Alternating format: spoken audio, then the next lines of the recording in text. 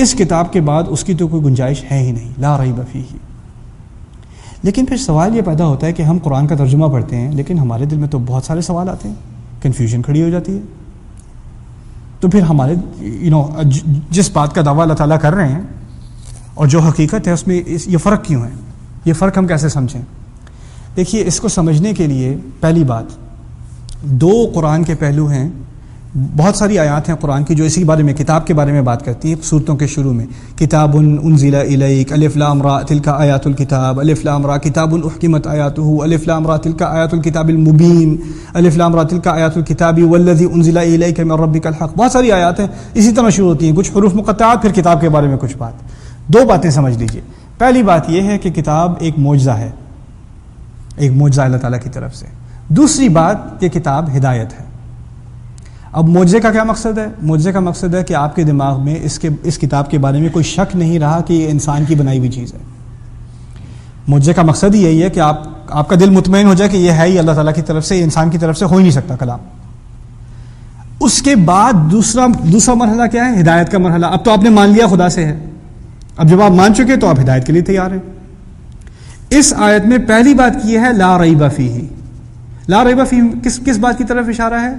اس کے معجزے کی طرف اشارہ ہے۔ اس میں تو شک ہو ہی نہیں سکتا کہ یہ انسان کا کلام ہو، اور یہ بات اللہ تعالیٰ خود ہی اپنی طرف سے واضح کرتے رہیں گے۔ الف لام میم کے معجزے کے بارے میں پچھلی دفعہ آپ سے بات ہوئی تھی، لیکن معجزے کے فوراً بعد جب ایک دفعہ اس کو معجزہ مان لیا تو اس کے بعد تمہارا اور میرا حال کیا ہونا چاہیے؟ ھدی للمتقین۔ وہ حال ہے نا، صفت نہیں ہے، حال ہے۔ یعنی معجزہ پڑھو گے، کہیں ڈھونڈو گے، اندر سے نکالو گے تو نکل آئے گا، اور جب نکل آئے تو صرف اس لیے نہیں کہ واہ بھائی قرآن نے تو کیا زبردست بات کر دی، اوہ ہو وہ تو دیکھیں اس میں جو سائنسی بات ہوئی ہے، جو لغوی بات ہوئی ہے، یہ دیکھیں الفاظ کیسے خوبصورت ہیں، یہ دیکھیں کیسے یاد کیا جاتا ہے۔ ٹھیک ہے، آپ واہ واہ کر لیں اور اوہ ہو کر لیں، اس کا مقصد کیا ہے؟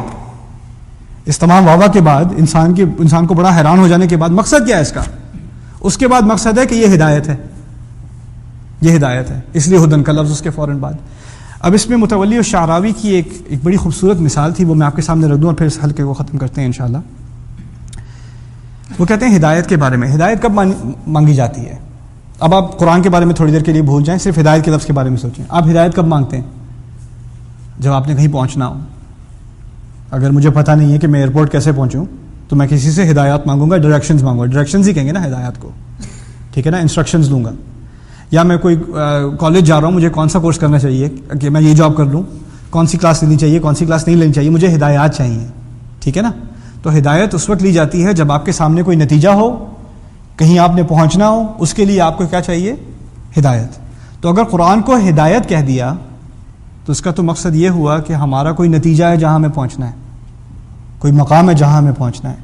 اسی لیے اللہ تعالیٰ نے سوال پوچھا ہے قرآن میں، اَيَحْسَبُ الْإِنسَانُ أَن يُتْرَكَ سُدًى، کیا انسان نے سمجھا ہوا ہے کہ وہ ایسے کھلا چھوڑا جائے گا، جیسے اس کو کہیں جانے کو کوئی ضرورت ہی نہیں، کوئی کام ہی نہیں، اسے فارغ بیٹھا ہوا ہے، ان یترک سدی، ایسے ہی تمہیں فارغ چھوڑ دیا جائے گا، تمہیں کہیں پہنچنا ہے، اور اگر تمہیں وہاں پہنچنا ہے تو تمہیں ہدایت چاہیے۔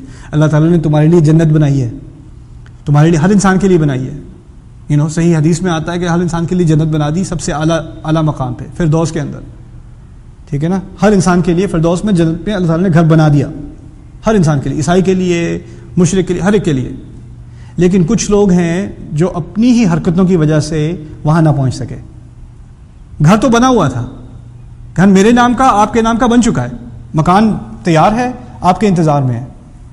اب جب مسلمان وہاں پہنچتے ہیں تو دیکھتے ہیں کہ کئی گھر خالی ہیں، بہت گھر خالی ہیں۔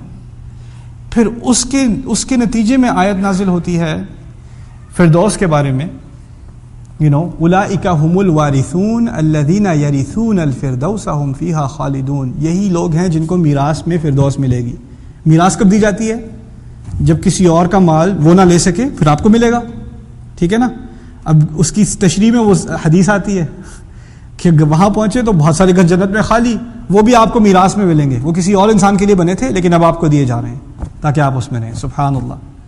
تو یہاں اس جنت تک پہنچنے کے لیے راستہ چاہیے۔ اچھا، اب راستے کے بارے میں کچھ بات سوچ لیں۔ میں آپ کو مثال دیتا ہوں گھر بنانے کی، انشاءاللہ 10 منٹ سے کم لگیں گے اس میں۔ دیکھیے، اگر آپ کو گھر بنوانا ہے تو پہلے آپ کو کس اسپیشلسٹ سے بات کرنی ہوگی؟ کسی انجینئر سے، آرکیٹیکٹ سے بات کرنی ہوگی، ٹھیک ہے نا۔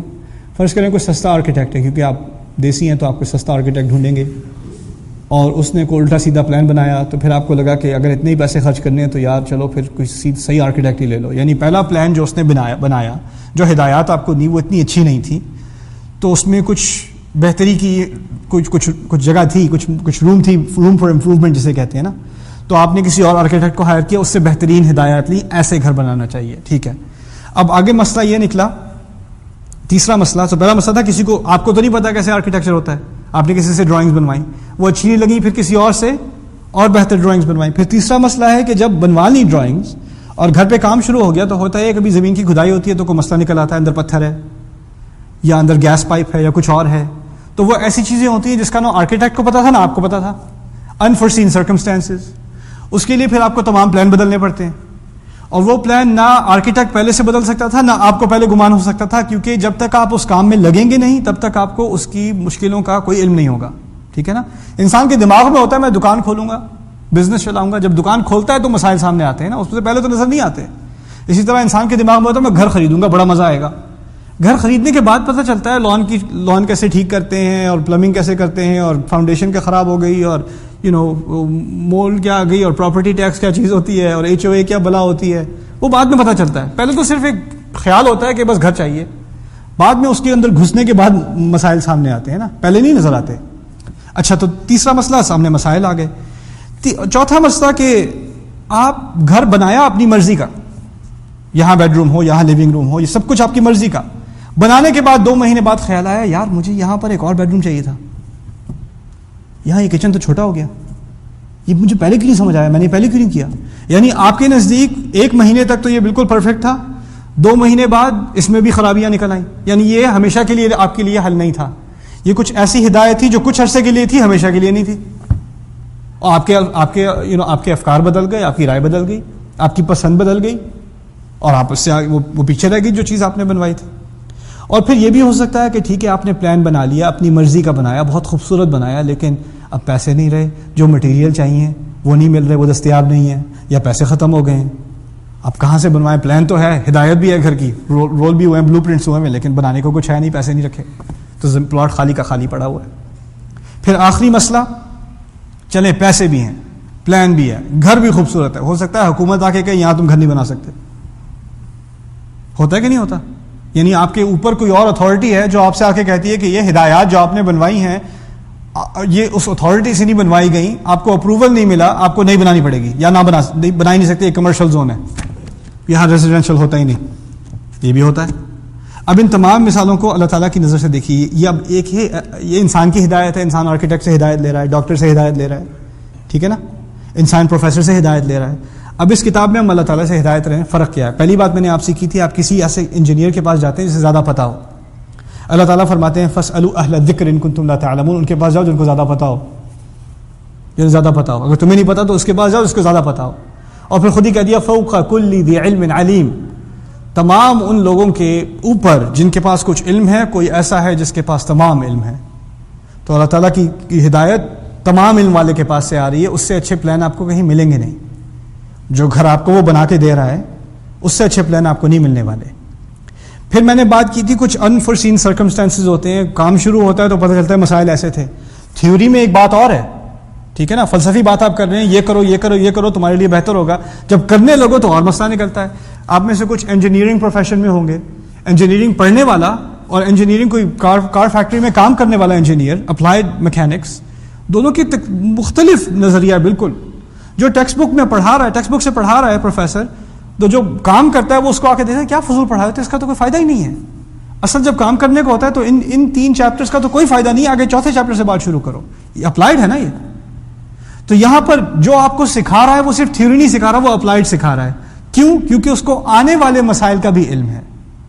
ما اصاب من مصیبت فی السماء فی الارض ولا فی السماء الا فی کتاب من قبل ان نبرأها. کوئی ایسی مصیبت نہیں ہے نہ آسمان میں نہ زمین پہ، نہ تھی نہ کوئی آئے گی، کہ اس کا پہلے سے ہی ریکارڈ نہیں ہے ایک کتاب میں جس میں ہم نے رکھا ہوا ہے. یعنی آپ کو جو ہدایت دی جا رہی ہے وہ اس لیے یہ دیکھ کر نہیں کہ اب تک کا کیا تجربہ ہے، اس تجربے کے حساب سے اب آپ کو ہدایت دے دی، نہیں، تاریخ کے مطابق اور مستقبل کو سامنے رکھتے ہوئے پھر یہ پلان دیا گیا اس کتاب کا. اس سے بات یہ نکلتی ہے، کچھ لوگ کہتے ہیں کہ قرآن پرانے زمانے کی کتاب ہے، 1400 سال سے زیادہ پہلے کی کتاب ہے. اب کیا اس کا فائدہ؟ میں بدر کا واقعہ سن کے یا داؤد علیہ السلام کی کہانی سن کے مجھے کیا ملے گا؟ میں تو 2014 میں رہتا ہوں, میرے سامنے